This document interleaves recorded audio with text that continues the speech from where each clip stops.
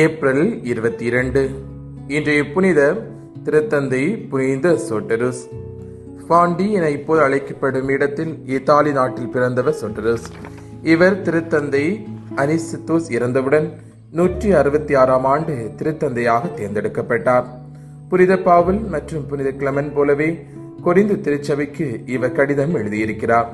இவ்வாறு எழுதப்படும் கடிதங்களை திரு சமூகம் ஓரிடத்தில் கூடி வரும்போது எல்லாம் முன்னும் வாசிக்கின்ற வழக்கமும் இருந்திருக்கிறது. இவர் கொரிந்து திருச்சபைக்கு எழுதிய ஒரு கடிதத்திற்கு கொரிந்து நகர் புனித டைனீசியஸ் எழுதிய பதில் கடிதம் நமக்கு கிடைத்திருக்கின்றது. அக்கடிதத்தில், சகோதரர்கள் அனைவருக்கும் நிறைய நன்மைகள் செய்வது உமது இயல்பாகும்.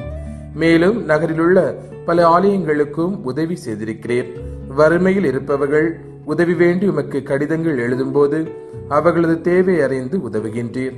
ரோமியர்கள் உதவும் உள்ளம் உள்ளவர்கள் என்னும் பாரம்பரியத்தை காப்பாற்றி வருகிறீர்கள். இன்னும் அதிகமான உதவிகளை செய்வதுடன் தன்னை சந்திக்க வருபவர்களிடம் ஆறுதலாக ஆசீர்வாதமாக பேசி பாசமிகு தந்தை தமது பிள்ளைகளுக்கு செய்வது போல செய்து வருகிறேன். மேலும் இன்று ஆண்டவரின் நாளை கொண்டாடிய வேளையில் உமது கடிதத்தை எல்லார் முன்னிலையில் வாசித்தோம். முன்பு புனித கிளமெண்டின் பணி பற்றி நீர் எழுதிய கடிதத்தை குறித்து வியந்தது போலவே இப்போதும் வியந்தோம் என்று குறிப்பிட்டுள்ளார். சோட்டருஸின் காலத்தில் மார்க்குஸ் அவுரேலியுஸ் என்பவர் ரோமையில் அரசாட்சி செய்து வந்தார். இவர் சிந்தனை என்று எழுதிய புத்தகம் இலக்கியத்தரம் வாய்ந்ததாகும். இவரும் இவருடைய படை வீரர்களும் பொகிமியாவின் மலைப்பகுதியில் இருந்த பழங்குடி மக்களிடம் ஒருமுறை சிக்கிக் கொண்டார்கள்.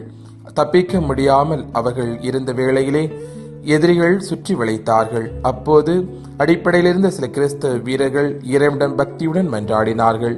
கிறிஸ்தவர்கள் மீது மார்க்குஸ் மரியாதை வைத்திருந்தார்.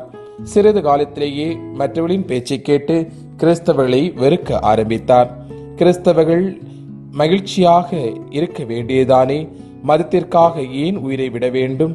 இது அவர்களின் வீண் பிடிவாத்தை காட்டியது என்று கூறி கிறிஸ்தவ மறையை பரப்புவோர் ரோமை குடிமக்களாய் இருந்தால் நாடு கடத்தப்பட வேண்டும், மற்றவர்களாக இருந்தால் வாளால் வெட்டி கொலை செய்யப்பட வேண்டும் என்று உத்தரவிட்டார்.